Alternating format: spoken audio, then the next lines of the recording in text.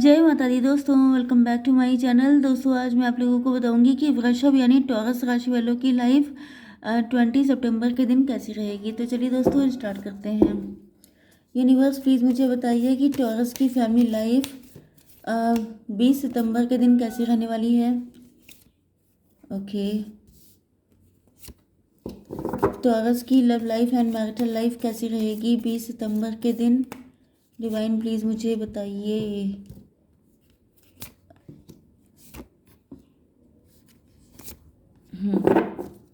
Bottom की energy S of cup की आ चुकी है, बहुत ही अच्छी एनर्जी आई है।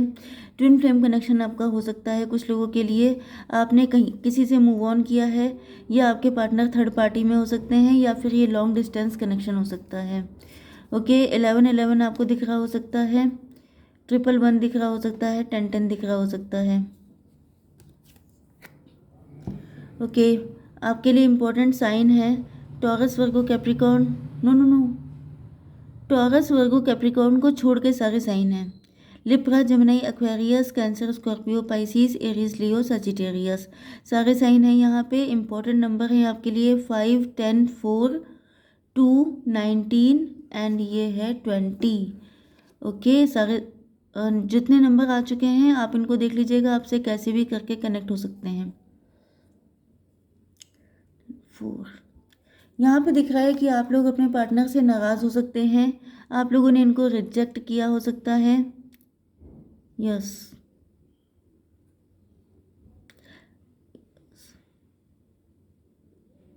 क्योंकि आपने इनको अनकंडीशनल लव किया था, लेकिन आपके पार्टनर ने, आपके साथ इनकी या तो शादी हुई थी, या फिर आपके पार्टनर ने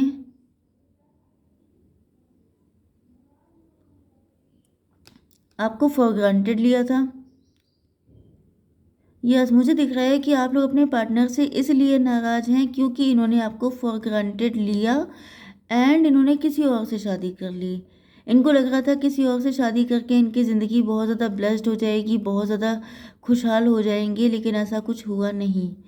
क्योंकि यहाँ पे 5, 10, 15, 6 एंड ये 10 एंड 4 हो गया, 5, 10 एंड 4 हो गया 14, 14 का मतलब 5। यस, मुझे यही दिख रहा है कि आपके पार्टनर ने जो है आपको छोड़ के किसी से शादी कर ली, क्योंकि उन्होंने उस वक्त आपके प्यार की कदर नहीं की थी, आपकी वैल्यू नहीं की थी। यस, आपने अनकंडीशनल लव किया, लेकिन आपके पार्टनर मनी माइंडेड हो सकते हैं, मटेरियलिस्टिक हो सकते हैं। एंड मुझे दिख रहा है कि जब इस पर्सन ने, चाहे आपने किसी से मूव ऑन किया, मे बी आपकी शादी किसी से हुई थी, आपने उनसे मूव ऑन कर लिया है क्योंकि उन्होंने आपकी वैल्यू नहीं समझी, जबकि आपने उनसे अनकंडीशनल लव किया। उस पर्सन ने आपको फॉर ग्रांटेड लिया, जबकि आपकी जिससे शादी हुई थी, आपने सोचा था कि आपकी हैप्पी फैमिली होगी, घर होगा, सब कुछ होगा, लेकिन आपके पार्टनर ने, मतलब आप फ्यूचर तक की प्लानिंग किए हुए थे, मतलब आपकी शादी होगी तो नो डाउट आप फ्यूचर प्लानिंग करके चलेंगे, या तो फिर आपने किसी के साथ फ्यूचर की प्लानिंग की थी कि आपके साथ इनका घर होगा, फैमिली होगी, लेकिन उस इंसान ने आपको फॉर ग्रांटेड लिया, आपके सपनों को तोड़ दिया, आपको छोड़ दिया, या फिर किसी तरह की ईगो फाइट चल रही है आप लोगों के बीच में एंड आप उनसे नाराज़ हो चुके हैं। कभी वो आपसे नाराज़ हो जाते हैं, कभी आप उनसे नाराज़ हो जाते हैं, जबकि यहाँ पे अनकंडीशनल लव है। उसके बाद भी आपके पार्टनर जो हैं, इस टाइम पे कोई ईगो फाइट चल रही हो सकती है।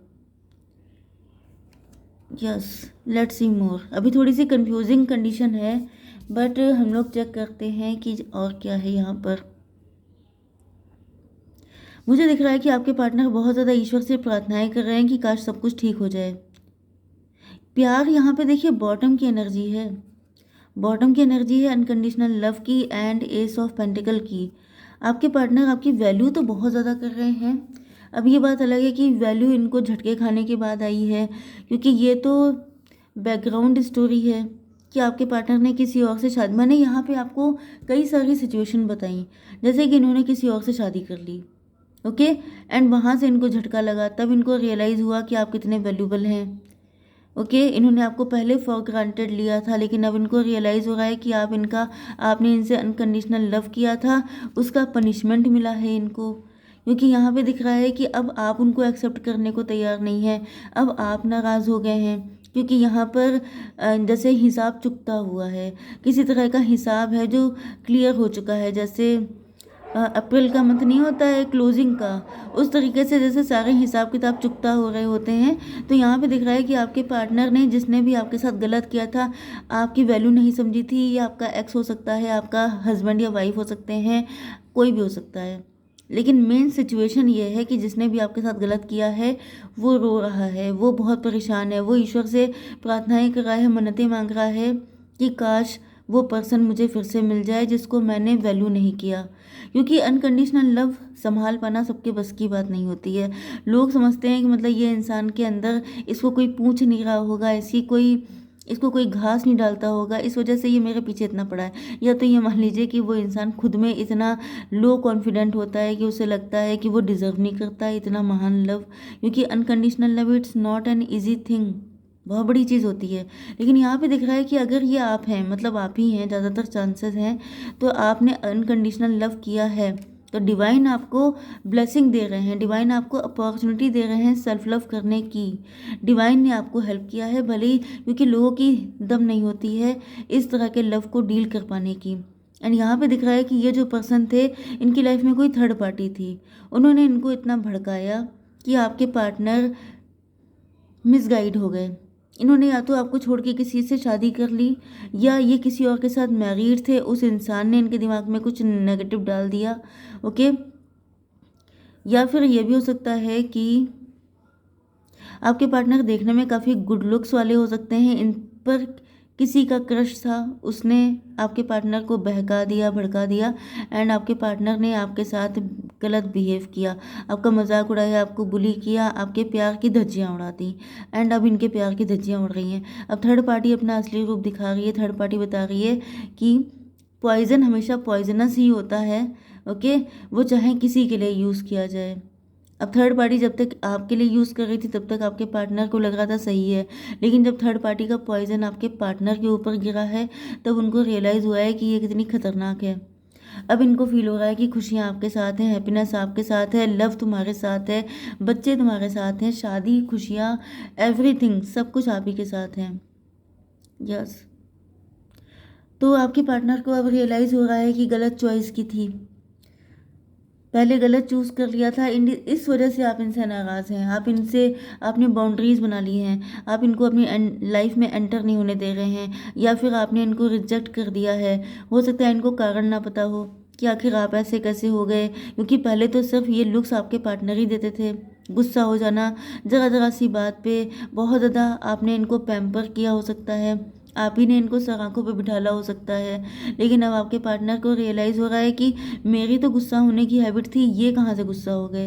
तो इनको रियलाइज़ हो रहा है कि इन्होंने आपको चूज़ ना करके किसी और को चूज़ किया।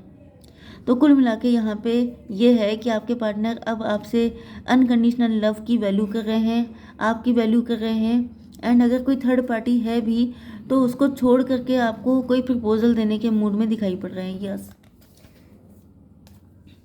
ये देखिए, ये हर्मिट मोड में आ चुके हैं कि आपके साथ सच्चाई के साथ एक न्यू बिगनिंग करनी है, क्योंकि थर्ड पार्टी ने इनके भी दिल के टुकड़े करके छोड़ दिया है।